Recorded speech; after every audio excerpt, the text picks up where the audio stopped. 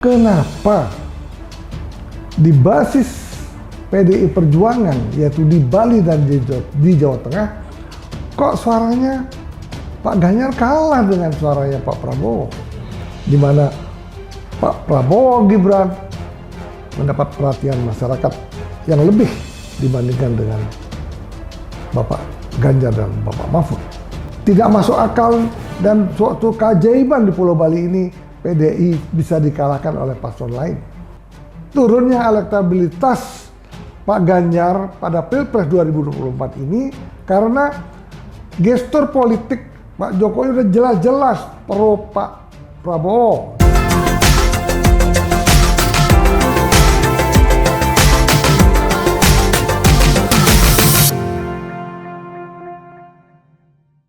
Terima kasih sekali lagi para pemirsa sekalian. Dengan ceria, tanpa ada godaan dari mana-mana, tanpa ada tekanan dari mana-mana, marilah kita membicarakan masalah-masalah perpolitikan lagi sejak diumumkannya pemilihan presiden 2024 oleh quick account. Kita jangan dulu percaya dengan quick account 100%. Nanti kita tunggu dalam 35 hari kemungkinan hasil suara yang real akan diumumkan oleh KPU. Tetapi yang sangat menjadi pertanyaan besar bagi kita semua, kenapa di basis PDI Perjuangan, yaitu di Bali dan di Jawa Tengah, kok suaranya Pak Ganjar kalah dengan suaranya Pak Prabowo? Nah, kalau suara Pak Anies ya mungkin kita abaikanlah. Kalau kita melihat kedua paslon, yaitu Bapak Ganjar, di mana Bapak Mahfud MD sebagai cawapresnya yang merupakan tokoh nasional yang dikenal jujur dan berani karena dia berlatar belakang orang Madura, cukup berani mengutarakan sesuatu yang tidak benar, menginformasikan hal-hal yang kurang baik, menginformasikan masalah dugaan korupsi. Namun, kenapa beliau-beliau ini sebagai tokoh bangsa yang baik, yang luar biasa, yang sebelumnya juga mendapat dukungan Bapak Jokowi, kenapa Pak Ganjar sebagai tokoh PDI yang menjadi gubernur 2 kali di Jawa Tengah, yang bahkan pernah didengung-dengungkan dengan gestur politik Bapak Jokowi bahwa calon presiden itu ada di sini rambut putih. Wah, saat itu luar biasa, Pak Ganjar mendapatkan approval rating yang terus meningkat. Di sosial media terus mengalami peningkatan Pak Ganjar. Sehingga banyaklah yang melirik Pak Ganjar untuk dijadikan calon presiden, misalnya oleh Partai Nasdem. Tetapi kenyataannya, karena Ibu Megawati takut kehilangan Ganjar, maka Ibu Megawati lah yang mempunyai peran penting untuk mengusung Pak Ganjar sebagai cawapres, mengalahkan putrinya sendiri, Ibu Puan Maharani. Kenapa demikian? Secara rasional memang Ibu Megawati mempunyai pemikiran yang brilian dan jernih, tidak berpihak kepada siapa-siapa. Beliau berpihak kepada masyarakat yang telah mencintai Pak Ganjar saat itu. Tetapi apa yang terjadi saat ini sangat memprihatinkan dunia, terutama di Pulau Bali ini. Di basis PDI Perjuangan di Pulau Bali ini kok justru kalah di dalam Pilpres 2024 ini, di mana Pak Prabowo Gibran mendapat perhatian masyarakat yang lebih dibandingkan dengan Bapak Ganjar dan Bapak Mahfud.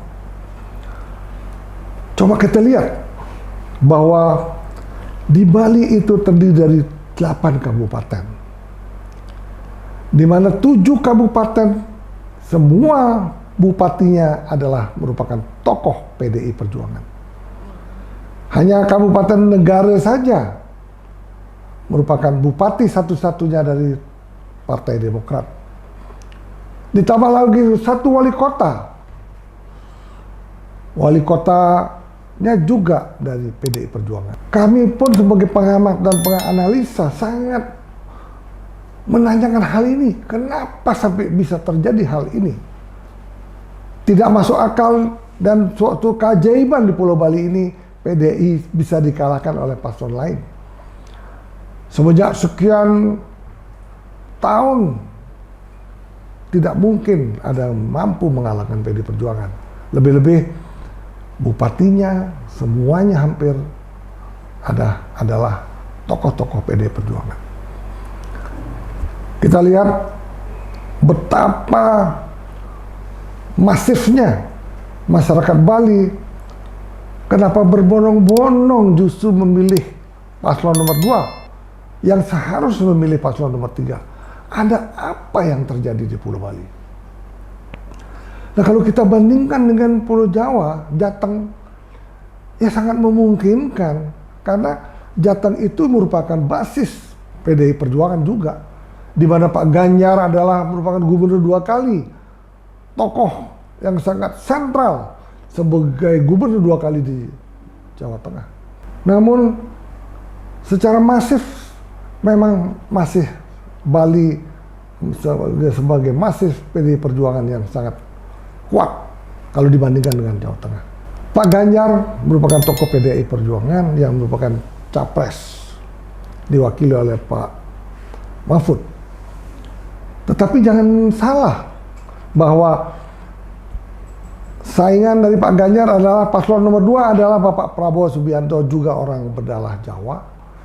Kemudian Mas Gibran adalah wali kota Solo yang juga putra Bapak Presiden Jokowi, di mana Bapak Jokowi sangat dicintai oleh masyarakat Jawa Tengah.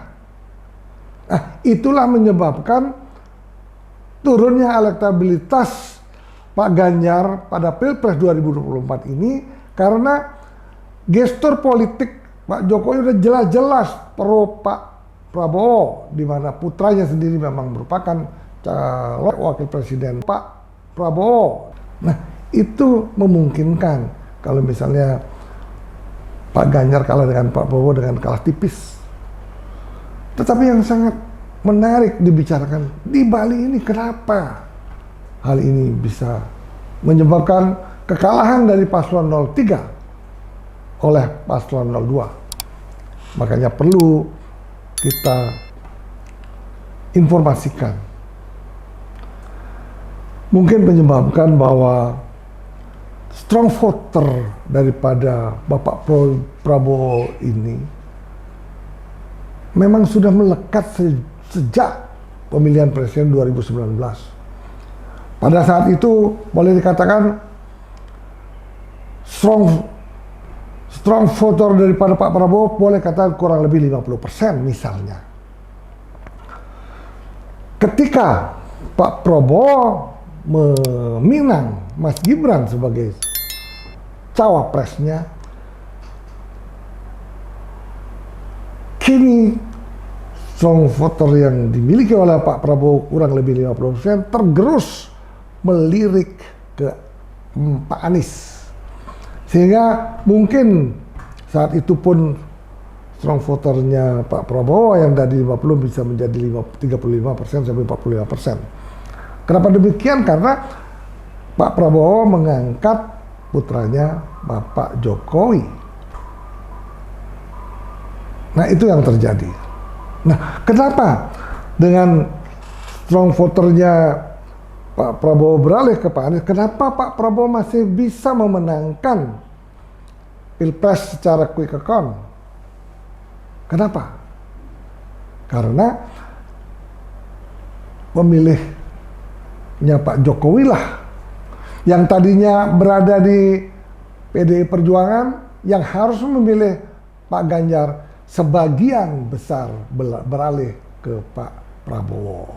Itu menyebabkan bahwa kemenangan Bapak Prabowo sudah ada di depan mata kita. Walaupun ini merupakan hasil sementara dari quick count oleh lembaga-lembaga ternama dan terpercaya di negeri ini. Itu yang sangat memungkinkan sehingga Pak Prabowo memenangkan Pilpres 2024. Karena apa? Strong voter Pak Jokowi itulah sangat besar. Nah, kenapa strong voternya Pak Jokowi berbagai macam kritik telah ditayangkan oleh politikus PDI Perjuangan maupun politikus yang lainnya? Kenapa justru semakin menguat para pemilih di dunia maya maupun di dunia sebenarnya itu lebih bersimpati untuk memilih Pak Prabowo? Karena masyarakat juga bersimpati terhadap Pak Jokowi, dengan sendirinya akan menaikkan elektabilitas Pak Prabowo dan Mas Gibran. Begitu masif kritikan Ibu Megawati, di mana saat ini Pak Jokowi adalah merupakan putra terbaik yang masih menjadi Presiden RI. Kemudian ada lagi Bapak Guntur mengkritik pedas. Yang terakhir adalah justru Ahok yang mengatakan Pak Jokowi tidak bisa bekerja. Nah, inilah blunder yang menyebabkan Jawa Tengah anjlok. Jawa Tengah dan Pulau Bali anjlok. Semua pemilih yang tadinya fanatik dengan PD Perjuangan beralih ke Prabowo Gibran. Ini merupakan hal yang sangat menentukan. Kenapa? Kok bisa sih pemilih PDI Perjuangan yang begitu aktif bisa beralih ke Bapak Prabowo? Itu yang sangat menentukan pemilihan presiden. Makanya janganlah mengkritik dengan mengada-ada, apalagi kritikan itu mengada-ada, membuat sentimen negatif bagi para pengkritiknya, sehingga merugikan diri sendiri, sehingga merugikan paslon yang dia dukung, dan menguntungkan Bapak Jokowi sendiri, di mana Bapak Jokowi gestur politiknya sudah jelas-jelas di Bapak Prabowo, sehingga Pak Prabowo elektabilitas terus naik. Itu yang terjadi. Nah, kenapa kritikan-kritikan yang dilakukan oleh paslon 2 itu sangat masif beredar di seluruh media? Karena inilah media center Bapak Prabowo mampu menginformasikan kritikan-kritikan yang negatif itu justru mendapat menyihir, dapat mempengaruhi pikiran masyarakat luas, sehingga kasihan dengan Bapak Jokowi, sehingga rasa kasihan inilah menyebabkan pemilih akan memilih Pak Prabowo Gibran. Itu yang terjadi. Media, terutama media TikTok, yang menyebarluaskan kritikan-kritikan yang sangat masif, inilah menyebabkan elektabilitas Pak Ganjar begitu turunnya begitu drastis. Karena apa? Sosial media saat ini dikuasai anak muda, di mana anak muda cenderung untuk memilih Bapak Prabowo dan Mas Gibran. Di mana Mas Gibran merupakan representasi daripada anak muda untuk memimpin dunia, terutama dunia politik yang bangsa kita yang sangat majemuk ini. Kiranya anak muda melalui terobosan baru ini akan mendapatkan tempat yang luar biasa, sehingga anak muda nantinya banyak memimpin negeri ini. Itu yang terjadi saat ini. Juga banyak juga tokoh-tokoh PDI yang berasal dari Jawa Tengah. Budiman Sujatmiko telah beralih mendukung Bapak Prabowo dengan sangat masif melakukan kampanye-nya di Jawa Tengah. Juga ada Maurar Sirait, tokoh PDI yang mana bapaknya dia juga merupakan tokoh yang sangat disegani di PDI Perjuangan, beralih juga mendukung Pak Prabowo, menyebabkan juga ini salah satu juga yang menyebabkan dukungan PDI Perjuangan di basis PDI Perjuangan itu sendiri, yaitu Bali dan Jateng bisa elektabilitasnya menurun sehingga Pak Prabowo bisa memenangkan Pilpres di sana. Itu yang sangat menentukan pemilihan Pilpres 2024. Belum lagi pada saat Bapak Prabowo kampanye di GBK, di mana ketika Bapak Prabowo menyebut nama Ibu Titik Soeharto, ketika itu riuh-riah suara bergemuruh terjadi di GBK, pertanda bahwa dukungan masyarakat akan secara masif mendukung Bapak Prabowo Gibran. Karena saya tahu sendiri dan saya kenal dekat sekali dengan Ibu Titik Soeharto. Saya sudah 30 tahun ada di lingkungan Cendana, sehingga saya tahu bahwa saat ini masyarakat Indonesia sangat kangen dengan kepemimpinan Bapak Soeharto. Kalau kita bandingkan bahwa sesungguhnya saat reformasi mulai ada di Indonesia, justru korupsi secara masif ada di RI saat ini. Nah, itulah menyebabkan bahwa masyarakat kangen dengan Bapak Soeharto. Itu yang menyebabkan bahwa Ibu Titik juga merupakan nilai tambah untuk mampu mempengaruhi masyarakat untuk memenangkan Pilpres Bapak Prabowo Mas Gibran. Ya memang kenyataannya seperti itu. Di mana juga Bapak Prabowo mempunyai ajudan Mayor Teddy namanya, sangat simpatik sekali. Mayor Teddy lah mendapat menyihir ibu-ibu cantik, anak-anak muda yang cantik-cantik, sehingga Mayor Teddy ini merupakan aset value yang dimiliki oleh Bapak Prabowo, sehingga banyak ibu-ibu dan anak-anak muda mendukung Bapak Prabowo. Nah, ini merupakan asetnya Bapak Prabowo. Itu yang sangat menarik, sehingga Pak Prabowo itu mampu memenangkan Pilpres 2024 ini. Walaupun sudah diumumkan oleh quick account, tetapi biasanya nanti hasil akhir yang akan diumumkan oleh KPU tidaklah banyak berubah, maksimal 1%. Perubahannya ada, karena kalau yang 2019 yang lalu hanya 0,5%. Betapa akuratnya para surveyor ternama di Indonesia ini, sehingga bisa kita percayai bahwa surveyor ini tidak akan banyak meleset apabila nanti sudah diumumkan di KPU. Tetapi yang sangat menentukan kenapa Pak Prabowo mendapat dukungan bukan karena strong voter dari Pak Jokowi itu sendiri, tetapi Bapak Prabowo lah merupakan simbol pemersatu bangsa saat ini. Karena apa?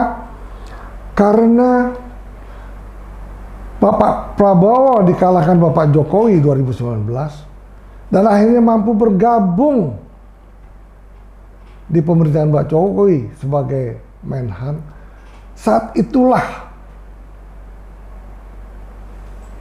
cabang kampret sudah hilang, dan inilah merupakan simbol persatuan yang dilakukan oleh Bapak Prabowo itu sendiri, sehingga saat bergabungnya Bapak Prabowo dengan Bapak Jokowi di pemerintahan Pak Jokowi, saat itulah suasana cair kembali, di mana tidak ada lagi pembelahan masyarakat menjadi dua kubu.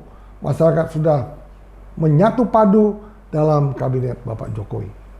Itu yang terjadi. inilah simbol persatuan, inilah yang mendapatkan poin tersendiri sehingga Bapak Prabowo mampu memenangkan Pilpres 2024. Apabila kita lihat, apabila Bapak Prabowo saat itu tidak mau bergabung dengan Pak Jokowi, saat itu kita tahu bahwa di negeri ini, di dunia ini terjadi COVID-19. Nah, apabila saat COVID-19 itu terjadi pembelahan karena Pak Prabowo tidak mau bergabung dengan Pak Jokowi, percayalah saat itu dan sampai hari ini Indonesia akan terpuruk dan tidak mampu mempertahankan pertumbuhan ekonomi 5%. Di mana pertumbuhan ekonomi 5% Bapak Jokowi saat inilah yang membuat dunia ini sangat heran. Karena pertumbuhan ekonomi di dunia itu paling maksimal 3%. Itu yang menyebabkan bahwa persatuan Pak Jokowi dan Pak Prabowo, di mana Pak Prabowo mau ngalah untuk bersatu dengan Pak Jokowi, merupakan simbol dari bangsa ini untuk mencapai persatuan yang sejati. Nah, saat ini ketika Pak Prabowo akan memenangkan Pilpres ini, semoga persatuan ini tetap langgeng, utuh, di mana Pak Prabowo akan melanjutkan semua pembangunan yang telah dilakukan oleh Pak Jokowi, terutama IKN ini adalah merupakan proyek terbesar di dunia saat ini, harus dilanjutkan. Karena apa? Inilah, IKN inilah yang akan merupakan simbol daripada bangsa Indonesia menuju tahun emas 2045. Pada saat itu IKN sudah selesai dibangun dan pada saat itu pun Indonesia akan menjadi negara maju kelima di dunia. Tentunya tanpa hilirisasi, bermimpilah Indonesia akan menjadi negara yang maju. Begitulah kira-kira analisa politik, analisa dan apa yang kita rangkumkan di dalam analisa politik saat ini. Semoga mendapatkan input yang positif, terutama bagi PDI Perjuangan dan bagi para politikus yang lainnya. Sehingga pada saat setiap Pilpres, janganlah justru menjelek-jelekkan paslon, antara paslon. Karena apa? Kritikan yang pedas tetapi tidak dapat dibuktikan justru akan menurunkan elektabilitas daripada paslon itu sendiri. Untuk itu terima kasih dapat kami informasikan bahwa rasa-rasanya PDI Perjuangan ini elektabilitas turun karena Pak Prabowo. Kemungkinan untuk tahun-tahun berikutnya, saya yakin memang di Bali ini, saya yakin bahwa PDI Perjuangan masih sangat kuat. Tapi tentunya jangan terlalu kuat, harus ada penyeimbang sehingga organisasi politik dan organisasi aparatur negara yang ada di Bali ini ada kontrol yang begitu baik. Sehingga Pulau Bali ini membangunnya cukup baik, masif, dan menggelora di seluruh dunia. Terima kasih. Demikian analisa yang singkat yang dapat kami berikan kepada teman-teman para pemirsa, saudara-saudara sekalian. Untuk mendapatkan informasi yang lebih menarik lagi, jangan lupa like, subscribe, dan follow Mr. Puisi Live. Tepuk tangan.